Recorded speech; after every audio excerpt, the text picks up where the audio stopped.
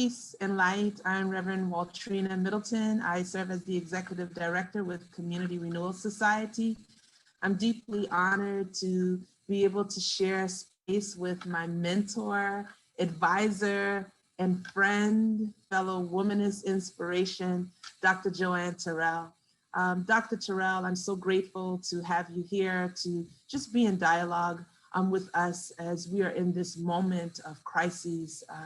And I'd like to start with you introducing yourself more formally, and then let us just have a conversation around what we're witnessing with Palestine right now. Welcome. Thank you. Thank you very much, Waltrina. My name is Joanne Marie Terrell. I teach theology, ethics, and the arts at Chicago Theological Seminary. Have been there for a long time. And I am ordained minister. I am now serving the UCC Church, United Church of Christ. And I'm also about to be ordained as a Lama in the Bodhicristo Zen traditions of Buddhism. So that acknowledges participation or membership in both communities of accountability and religiosity and spirituality. I'm a mother of one. I am profoundly impacted by the geopolitical circumstances in which we are now trying to navigate our lives as Americans and as citizens of the world. And I'm very concerned about what is happening at the moment with Palestine and Israel. I'm also very concerned about what I call the trickle-down Holocaust of Black lives to extrajudicial police action and vigilante violence. I'm concerned about people in the world, everywhere we live, and what can happen for human flourishing if it's due to my efforts or the efforts of those I can influence. I want to do whatever I can do. I appreciate the intersections that you have lifted up. And I often think of Dr. King's The Urgency of Now, and also speaking of why we can't wait. And so often we are told in the middle of such crises that we should wait. And here we have, once again, people being beaten, dying at the hands of the state-sanctioned violence. And we're told, wait on the peace agreement, wait on the officials to come together and to broker a deal. In the meantime, literally, children are dying. At least 50 children, Palestinian children, have suffered as a result of the bombing and the crimes against humanity that we're witnessing.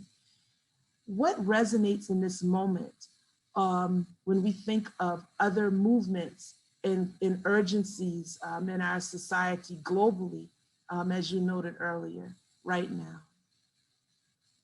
Well, there's also a crisis in Myanmar on a few levels. There's the crisis with the Rohingya people who are being persecuted by Buddhist leaders there. There are the whole society, of course, is affected by the military junta that just rose up and took power from the leader there. The COVID-19 and its effect on the very poorest nations seems to be a genocidal threat against many people if we don't respond vigorously to people in places like Haiti and a number of countries that are really suffering and struggling now, not only with the pandemic, but also with the the infrastructure issues that they have. So, and You talked also about the alignment. Oh, sorry. Go ahead, Dr. Terrell. no remedy in sight. That's all I was going to say. Mm-hmm. Mm-hmm. I appreciated your making the mentioning of the movement for Black lives here in this nation.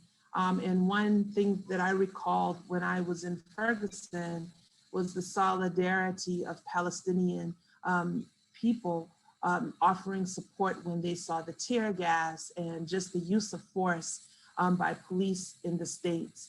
And they reached out and offered their solidarity and also instruction on how to be able to navigate tear gas and so forth, making your own mask.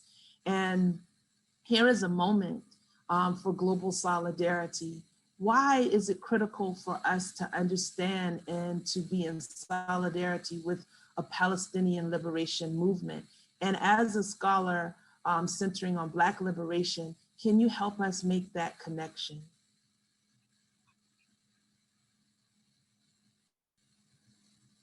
First, we have to think about the personhood or the peoplehood of folk from Palestine. They are people, and people, according to the Abrahamic traditions, are made in the image of God. And people have to be responsive to that image and responsible for that image as we hold it for others. And even if we don't agree with that designation of how people are to be viewed, one thing we do know is that all people have independent movement, independent sensation, independent thoughts. So that independence itself says something about how worthy they are of our respect. All people are due respect.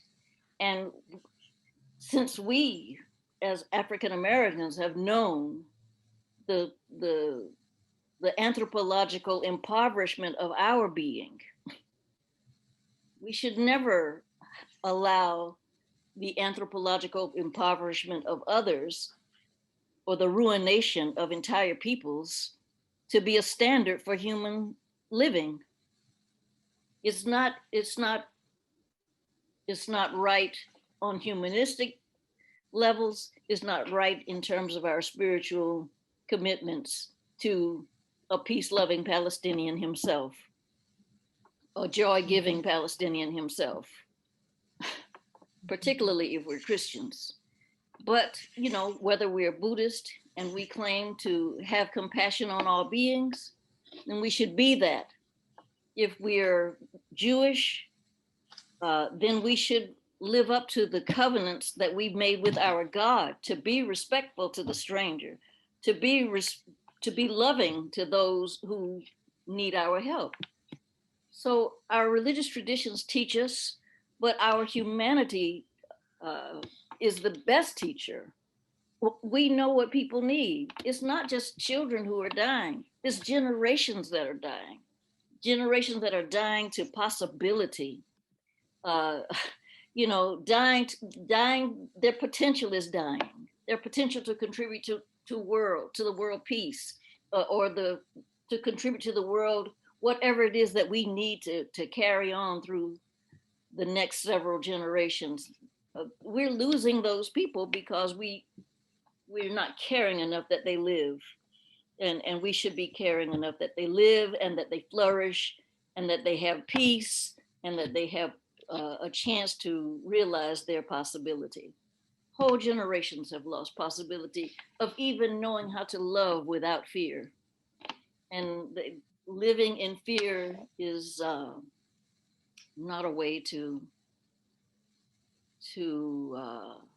for love to have its full flowering either. I love that. It's not a way for love to have its full flowering. Ashe. There's so many who would say that this is an issue that does not have anything to do with me, nothing to do with my people.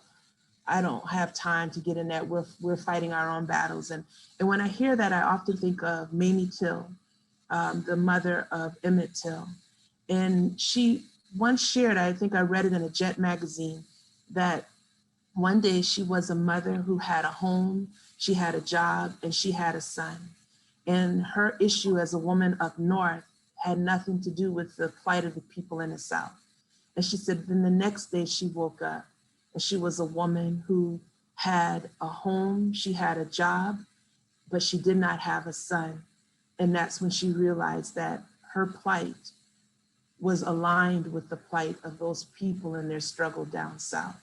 And so, how do we lift up our intersectionality and the urgency for us to be concerned with the liberation of others? What are we called to do? And I know that's like more than one question, but how are we called in this moment to respond as citizens of the world, as members of humanity?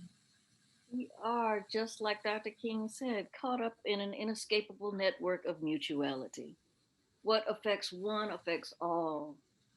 Uh, and it is our problem that our sisters and brothers are being killed all the day long. Many people don't realize that this is not a Muslim versus Jewish problem. Many Palestinians, at least, are Christian. They have lived there on that land for a long time, and Jesus was Palestinian. So the Ashkenazim are relatively new to the land, and yet they have most of the land now. Just the history of the land grab should show that this is a problem of extreme injustice. It's patently unjust what is happening to the Palestinians. To take people's homes from them, it would be like opening my doors to a stranger and then being confined to a closet in my room. And that's the comparison that I've made before, but it's much more grave than that, because it's the dispossession of personhood. It's the dispossession of property, yes, which is important in our material way of thinking, but it's important for other reasons too. It's important for spiritual reasons. It's important because my grandfather owned this house, and when people come and take this house from me by force and leave me with nothing to deed my children, leave me with nothing for protection, leave me with nothing but a memory of something, that is painful. That is, it portends on the scale that we see it, the ruination of an entire people. And that amounts to maybe a long view, but a long view of genocide. Mm-hmm. It amounts to that. Ethnic cleansing. It's ethnic cleansing. It amounts to genocide. And genocide is not anything that can't happen to us here. There's a genocidal intent of our own system here to either by a trickle down Holocaust, as I mentioned before, or by a systemic, insufferable, long-standing injustices, injustice in healthcare delivery, all of these kinds of things that affect us profoundly and that portend our own genocide. So, and not to mention the will of those who by dint of the Second Amendment think that it's their obligation to go and shoot as many Black and brown people as they can. So it's not that it's not our problem. It's our problem too. It's our problem if we don't see ourselves connected to them in the most profound ways. When I visited Palestine, every Palestinian person that I came in contact with let me know in their own way that they were with Black people in our struggle. And I let them know that I was with them in their struggle as well.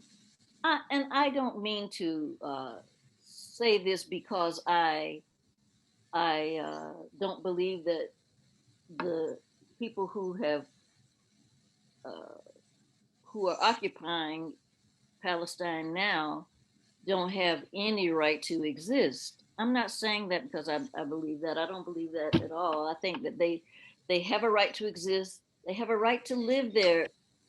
But I'm a fan of open borders anyway. But that's neither here nor there. But I think that if we start focusing on statistics or on the already proffered solutions that leave somebody disadvantaged and somebody advantaged, that's not going to help us at all. I think we need a different kind of dialogue about what it means to really be human, what it really means to be contributing to the flourishing of humankind, what it means to be uh, um, responsible for one another and responsible for the image of God in each other. That's powerful. And that's you know, I always I've never made a speech where I didn't mention Ubuntu. I am because we are, and I think that resonates loudly in this moment. And to extend the quote that you mentioned of Dr. King, I cannot be all that God has called me to be until you are all that God has called you to be. And I hope that in this moment that we will respond with such righteous compassion and anger and outrage that would move us to a place to respond creatively and with good intention to bring about the change and share in that liberation with Palestinians, because we can't be free until they are free as well. That's right. Thank you so much for making space and time to share in dialogue and reflection here. Always honored to be in the space with you. I love you and thank God for you. Thank you. Namaste. Thank you. Namaste. Namaste.